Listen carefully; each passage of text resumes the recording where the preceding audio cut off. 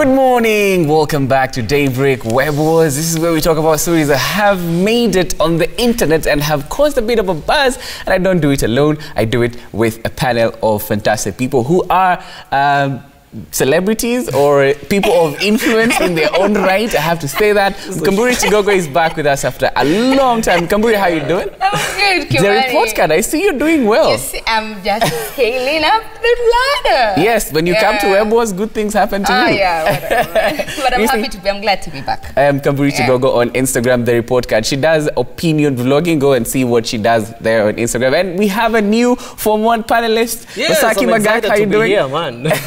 Thank you so much for inviting me over. Yeah, I met you a long time ago, but then it's been like almost 2 years, You're right? growing older, man. I know, right? My birthday is in 3 months. This is Masaki Magak. He's a radio host at USAU Radio. He's joining us today, making a debut on Web Wars. Now, let's get straight into the stories that have made the web buzz this week. So, thanks to a brilliant lawyer called Gregory Oriaro Nyauchi, this week, Moide is back. And this guy went to court in 2017 and successfully brought back Moide. Now, Kenyans were super excited as soon as the government released an official notice confirming that Thursday, the 10th of October, was a public holiday to celebrate Moi Day. You can see that people were very excited yesterday. Now, the web was awash with conversations about the former president, and though not everyone agrees with everyone about the former president, one thing we all agreed is that we needed a public holiday.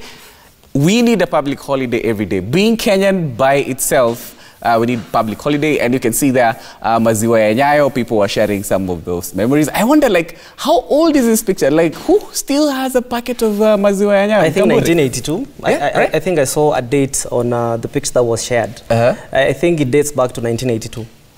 Oh yeah, and look at this public notice that this person is no longer allowed to transact any business for the country. This is a good one from Gadara, who is a cartoonist, and you can see some of the notes from Kitambo. Guys are sharing some of the memories. So now the brown one has already become a TBT. I know, right?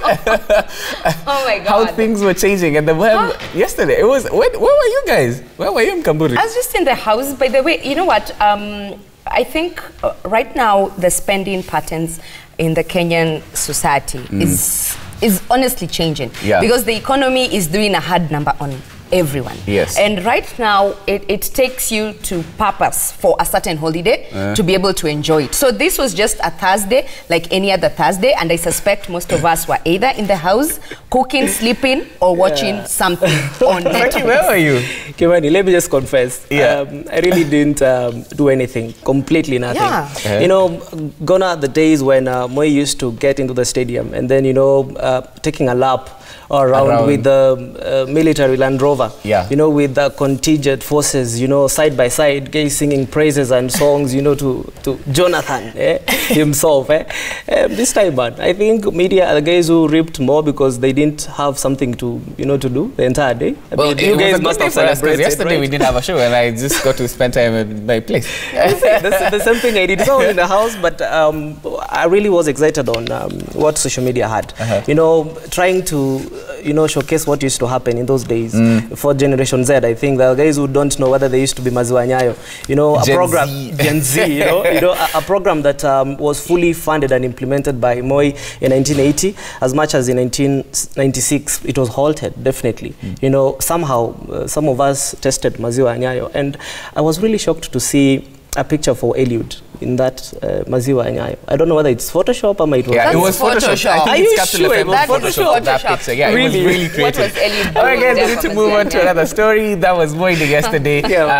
Conversations were there, but it's over. And now we're looking forward to the next holiday. But we're still celebrating. We're still celebrating. Yeah. It's a whole thing. Somehow he aided in creation of universities, churches, you know, Moi, everything is named after Moi. Wow. I know, right? I also went to Moi University. Now, speaking of universities, KENYATTA University was a topic of conversation on the web earlier in the week due to a strike by students who were protesting against university's administration, complaining about hiking school fees, among other things. Now, in the midst of the unrest as students were protesting, the web got a hero. It is this guy who had to record a video of himself in the protest asking his mom to send bus fare because things were not okay in school.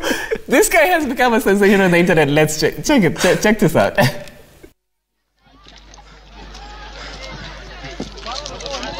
Mam, tuma tu fair. Hey. Ma.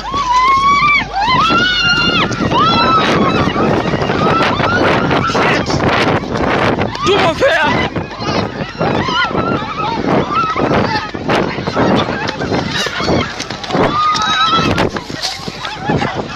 Tuma tu fair. Tuma tu fair. Tuma tu fair. Tuma tu fair. Tuma tu fair. Tuma tu fair. Tuma tu fair. Tuma tu fair.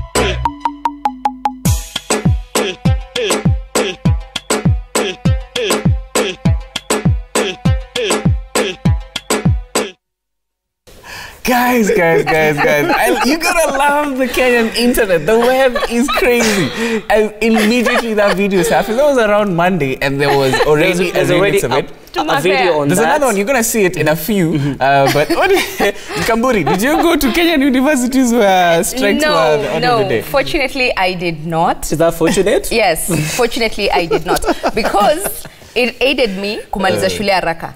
So peace. yes, in peace. It was just we did 3 years and it was done. Wow. And when I'm looking at now going back to the video, Mam Tuma to Fair, it means unafika shule. You don't even have backup, as in you're like, namaliza pesa yote, kesi mbele. And then when stuff like this happens, that's when you're like, oh my God, I'm broke, I don't have anything, I can't had to prove walk. to his mom that like, he's in a situation. You know what makes me laugh about the video is, number one, huyu jamaa ile conscience yake yani ametulia tu, anaona anakimbizwa lakini bado ako mom. He still has to record the he still has time. You know, this is the power of digital. You know, social media has really made people have definitely a voice. And to another extent, I think people also want fame. And somebody said that if you really want to become so famous so fast, go to social media, man. Do anything, fame, do anything. I mean, was that thing real? I think it was real. The strikes were real, obviously. Yeah, the strikes were real. But about his film? He filmed from a very, like, I think it was one of those clout moments. Yes. And then things got serious as he was recording and he was like, okay, no, wait, this is I gotta stop, you know. Yes, out of things got out of hand so fast. All right, let's move to another story. An employee of the International Committee of the Red Cross was fired this week for using racial slurs against security guards at Lavington Mall here in Nairobi. A Twitter user at Yebeltal Getachew at Yebeltal IG tweeted the complaint highlighting that the unidentified man had been insulting guards at Lavington Mall. More complaints followed and it got the attention of ICRC, who released a statement later indicating that it had met witnesses as part of investigations and it had resolved to terminate the man's assignment in Kenya. Now, the committee further apologized to all who were on the scene for the disturbance caused, as well as to those who were insulted, including the guards and people around there who were offended. Now, that's a statement over there. Abbas Gulet followed up, appreciating the ICRC for, doing this. It's 2019, and this gentleman decided that, you know what, I'm just going to go for it. In Kenya. What did you make of this? Kimani, let me take the first shot here. Yes. And I mean, comment on what social media is doing to us nowadays. Yes. I remember there's a story during the week about a certain conductor who was arrested alongside Wayaki. He was taken to Kabete police station, then actually arraigned in court at Kibra. Yes. The guy had taken a selfie with the policeman who was accusing him of not dressing as a conductor. So, do you know, this is the only thing that saved him from going to jail. Oh yeah, I remember that story. Yes. So the power of social media in proof that this actually happened. This is what is happening. Look at what somebody did. A witness, actually. I think it's a witness who took a video and then went ranting on social media. And why would this happen? Racism in 2019, something that I shouldn't even really think that we should be hearing. A vocabulary that we should have deleted a long time ago in our lives. I know, right? What happened those times? Why now? Why now? Yeah, and also Dennis Itumbi was one of the people who amplified this story on Twitter. With and hashtag KOT, yes, and actually got the attention of the ICRC. And they actually, this person actually got fired. Mkamburi. I think right now I have two sides to this story. First of all, racism is wrong. It's just very wrong. It's wrong and it's hurtful. Racism, colorism, all those things. But at the same time, I think we need to address the fact that some of these security guards, honestly, can be a pain in the, you know what. Because I don't know if you've ever been harassed by a security guard for no apparent reason. Has that ever happened to you? For no apparent reason. Yeah. Someone just sees you and they just profile you and they're like, especially you know what? when your dressing code is so poorly. Exactly. I mean, like, where you headed? A misery. Hell. Yes. And I will, you know, give you hell of a time. So probably this man, I'm not trying to defend his racism, but I'm just saying we needed to see both sides of the story. Why did he decide to go off on those particular security guards at this mall?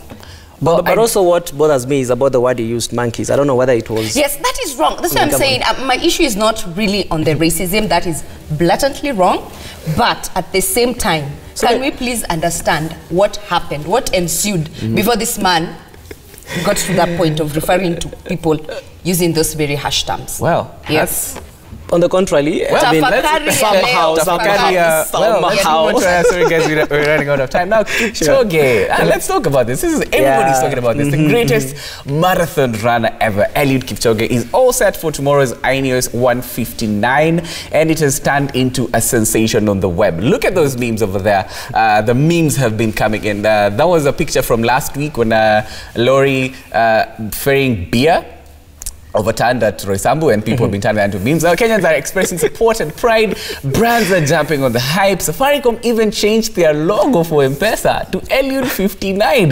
With so many other brands coming up with creative content around this, guys, this has now turned into a sensation. And I remember someone on the internet said that, oh, you guys are now talking about Eliud Kipchoge. You guys are pretending to care. You didn't. That's please. How long? Who doesn't know Eliud Kipchoge? Definitely, who doesn't know Eliud? Minus that story, Eliud Kipchoge was already a sensation. Yes. And right now, everyone is just excited on his behalf. Because it's not just for Kenya, but it's for him as an individual to be able to break that record. And we're all rallying against, you know, not against, but we're rallying behind. Yes, we're rallying behind him. Let me just talk about two quotes that Eliud says. Yes.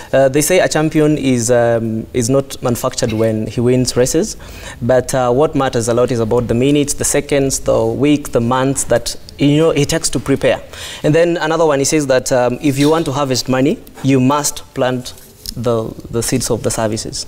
So this is a prepared man for the race. I mean, come on, as much as institutions are trying to take that loophole of, definitely, the social hype, media. Right on the hype, come on, yes. yes. M-Pesa was launched in 2007. It's been something that has been there. I mean, everybody knows the technology that nobody else can beat in the whole world about that. Oh, yeah. So, well, taking that opportunity to really rebrand the M-Pesa and call it... It's actually for 7 days. Yes, for 7 days. Yeah. I thought it was a brilliant idea. It was a brilliant idea, yes. As much as somehow people say we do not really appreciate our athletes.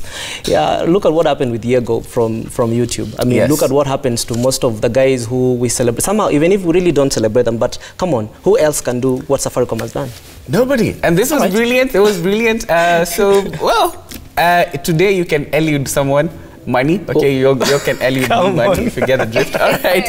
Let's go on to another story. Now, there's a story that has been going viral on Instagram, shared by a lady called Brenda Shinyala, who is a student in China. Now, Brenda is a Tanzanian, and together with two of her friends, one of whom is Kenyan, they planned a holiday during their school breaks to go to Bangkok, Thailand. Now, so they saved money for months to go for a trip to Thailand. Now, however, they got imprisoned by Thai immigration officials who claimed that they did not have enough money to stay in the country. They were trapped in jail cells and were asked to leave the country immediately without proper explanation for their deportation. Now, the girls believe they were unfairly treated by Thai immigration officials because they were black and dark-skinned. And this is because another friend of theirs, who they were traveling with, never got into any kind of trouble with the Thai officials and was never asked to prove that she had money. Now, this other friend of theirs is Habesha. She's light-skinned, and now the Instagram has been expressing anger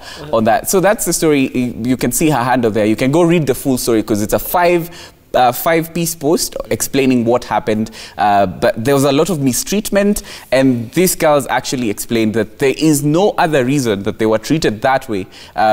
The only reason that they could come up with is because they were black, and these officials profiled them just because of that. So it's a racism and colorism and a xenophobic kind of situation here. What did you make of this, Mkamburi? It was sad. It was very, very sad. And I think this is not the first story we've had, not just from Thailand, but from China also. From China. That, you know, when blacks, you know, board these public service vehicles or any public transportation, you notice people who are in those vehicles covering their noses, acting like, oh my God, I cannot handle. And so when these ladies came forth to complain, I think it was a very bold move. However, I'm not sure if it's enough to shift and to change things back there. Yeah, right? Yes. It's like, you're already seeing what's happening with China and the NBA, right?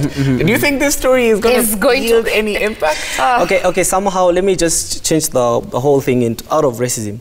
Let me just talk about the power social media has right now. The reason as to why actually I went back for my master's at USIU is because I really want to understand what the power of social media that we have right now.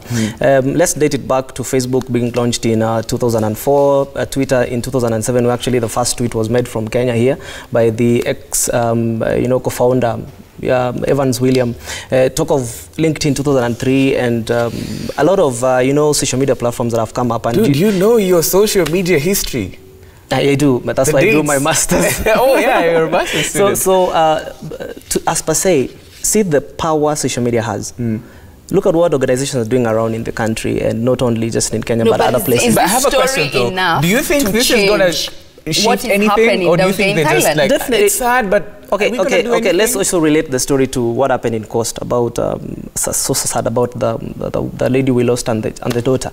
I mean, what do you think that really pressured these guys to go deeper and even find the bodies? It's because of social media, nothing else. That somehow is totally I think you're lost on this. Yes.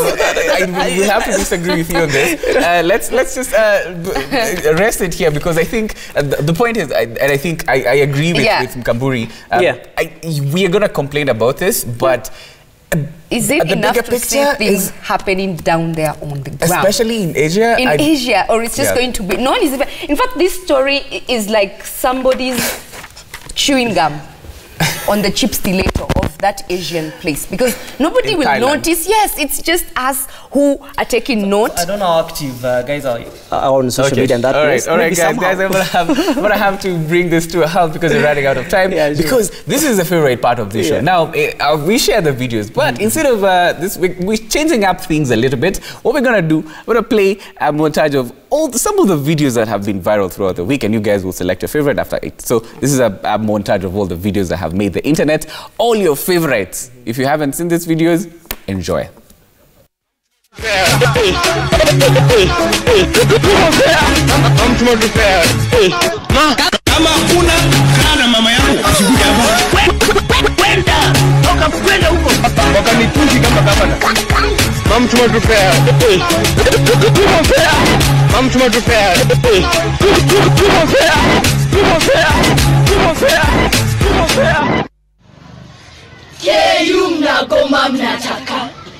Party after party after party. Surely, comrades. Yes, man. Party after party. Party after party. Party after party. After party after party. Party after party. Party after party. Party after party. After party after party. Okay, the pregame lit. Party after party. Party after party. Party after party. After party after party. Party after party. Party after party. Party after party. After party after party. Okay, the party then we mash up the place. Mash up the place. Victory on the break. Party after party. Party after party. Party after party. After party after party. Party after party. Party after party. Party after party. After. Guys, so that is what the web has been up to, party after party. And my challenge to you guys is go make all your favorite party after party videos, and then we're going to play them on Webos, and then we'll move on to the next one, because I feel like party after party has now become a sensation. People are using it as an excuse for everything. All right, as we wind up, guys, by the way, the biggest show in East and Central Africa, the biggest entertainment platform here on Citizen TV, 10 over 10 with the one and only Big Willie Straburu. They have a surprise for you tonight. All right, we have a guest host, a female surprise guest host. There you can see them. If you are curious to know who that guest host is going to be, you know what you're going to do? You know what to do. Watch 10 over 10 tonight at 10 p.m. with Big Willis and our surprise guest host. All right? That is where we end Webos, guys, and we'll see you again next week. My name is Kimari Mbogwa, Mkamburi Chigogo, and Enoch, thank you guys for coming. We'll see you again next week with another episode.